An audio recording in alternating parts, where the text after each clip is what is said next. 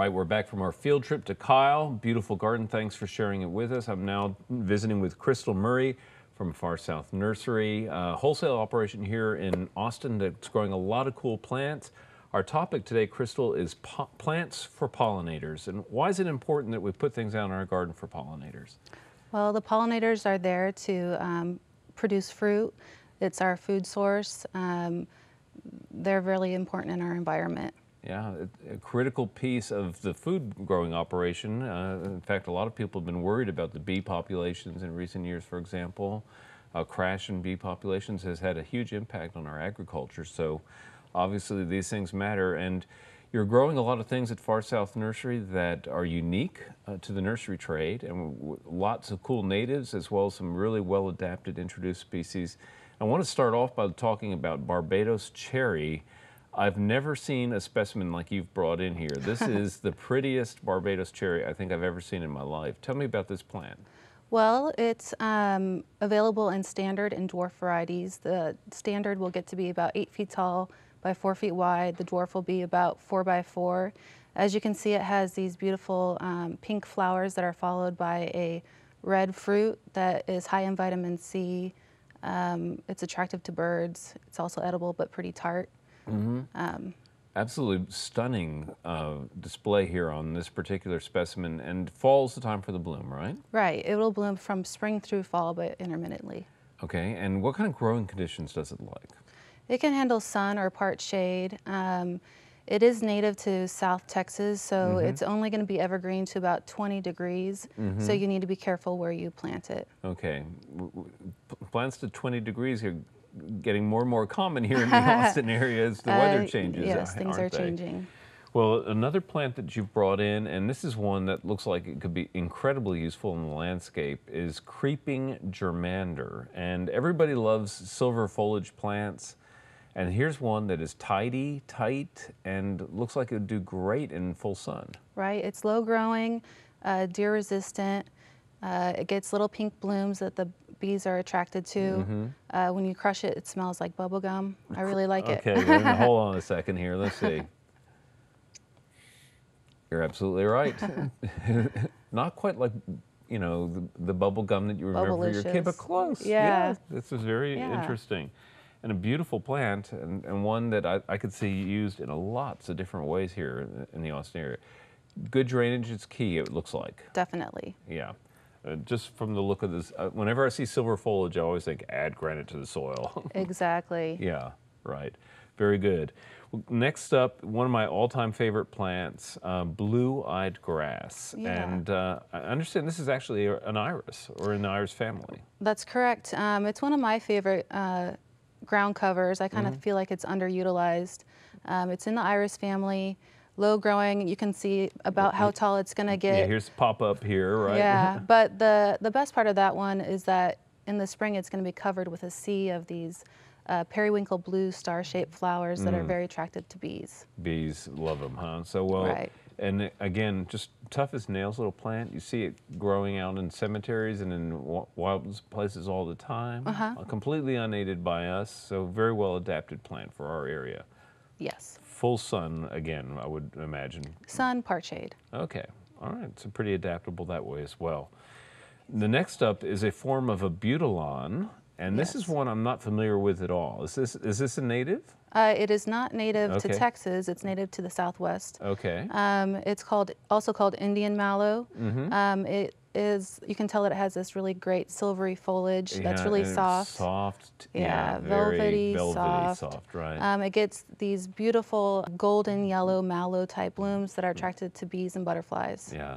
Well, the one that's in bloom has got that gold color really pops against that kind of gray-green. I think that's a great combination. Yeah, it can get to be about 5 feet tall. You're going to probably want to cut it back a little bit to keep it nice and dense. Yeah. Yeah, right. Well, it looks like it, you know, just a little bit of shearing is all it would take, though. And beautiful plant. Again, looking at the foliage here, I'm guessing, and of course, native to the Southwest, I'm thinking very well drained soils and full sun. Exactly. Okay. It is deer resistant. It's only cold hardy to about 25 degrees, so you need to be careful where you keep it. It's great for pots you could have in the background of a garden, or you could just treat it as an annual and let it reseed. Yeah, and it looks like it probably, whenever it's warm, it's going to be in bloom. Exactly. Yeah. All summer long.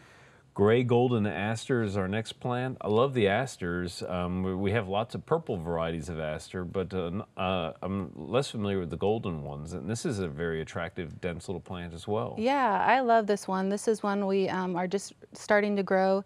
It's native to the hill country. It's going to be forming a silvery mound that only gets to be about 1 foot tall. Perfect. Perfect, yeah. It's attracted to little butterflies. You could use it, like that, yeah, you could use it in pots, or you could use it as like a lawn alternative and plant it in mass. Okay, well, we have, again, another specimen of that, and it's really beautiful. And the garden, I would say the studio actually is very fragrant right now because of the next plant, and that is the Texas kidney wood, which is a super little shrub or small tree here. Right. You can trim it up to make it look more tree-like. It's also called bee brush, so you can guess Bee that. brush, okay. Those white, fragrant blooms are just irresistible to bees. It's also the larval source for the dog-faced butterfly. Okay. It's a great one. It's hard as nails. Yeah, well, and really, if you want a tough little plant for a landscape that will survive the drought, there's nothing better than the Texas kidney wood. And for those who love fragrance in the garden, really, folks, this is about as good as it gets, I think. I love it. Yeah, I love this plant too, absolutely. And right next to it is a form of acanthus that I never knew existed. This is everybody knows the flame acanthus. Exactly. Tough as nails, wonderful plant. The red flame Anise acanthus attracts hummingbirds, but this is a pink variety that blooms before the leaves come out in spring. Okay. It also is very attractive to hummingbirds, butterflies, and moths. Okay, so a pink color, so that'll be different. Right. And also it blooms on bare wood? Yes. Interesting. Yeah, so it has a little bit more of an arching habit. The flame red is a little bit more upright. Right, right. Well, that sounds like it would be very pretty. Our next plant is, I love the color of this, I have to say, and I love the foliage on standing cypress is the plant. And this is one that you can seed out, right? Right. Fall is a great time to seed out the standing cypress. It's a biennial, so the first year you're going to get those ferny rosettes, and then the second year it's going to shoot up this spike of flowers that's just incredible. Yeah. Covered in these red tubular flowers that hummingbirds love. Yeah, it's designed for a hummingbird, obviously. Yes. It's best to probably plant them in mass because that's when they really stand out. Yeah, and they can get quite tall. They can reach almost 6 feet tall. I've seen a few in the wild that way, and it's quite stunning to see them when they get that big. Again, this is one for a sunny spot and a wide range of soil conditions, I think. Well-drained soils. It is a hill country native, but sunny spots. Sunny spots, okay. Well, everybody loves blue and purples in the garden, and the Salvia azurea is our next plant, and this is Pitzer sage, is that correct? It's also called Pitzer sage. Okay. Yep. Love the color on this. I love it too. It is a Texas native. It will bloom off and on through the spring and summer, but really it pushes its best blooms, in my opinion, in the fall. A lot of salvias do, don't you think? Yeah. But this is one that kind of grows a little bit leggy to start with, so you're going to probably want to cut it back a couple times just to keep it nice and dense. Yeah, and I like to do that with my salvias generally. Yeah. But this one, I can tell it is a little looser than like the Greg Eye or something like that. But that color is irreplaceable. It's just absolutely beautiful. Bees love it. So it's a bee pollinating plant. It doesn't surprise me. Next to it is the little silver dahlia. And this is a plant that a lot of folks really, really love to use in rock gardens and really hot exposed situations. It's perfect for that situation. It's also a native. You can see that it forms a dense mat. It can be trailing over a rock ledge. It has those purple flowers that bloom from spring to summer. It's very attractive to small butterflies and bees. Okay. And it looks great in a container. I will say, one year, one of my favorite planting, I had one of those blue Asian pots with this trailing down the side and some Oh, tall, great contrast. tall yellow flower things in there as well.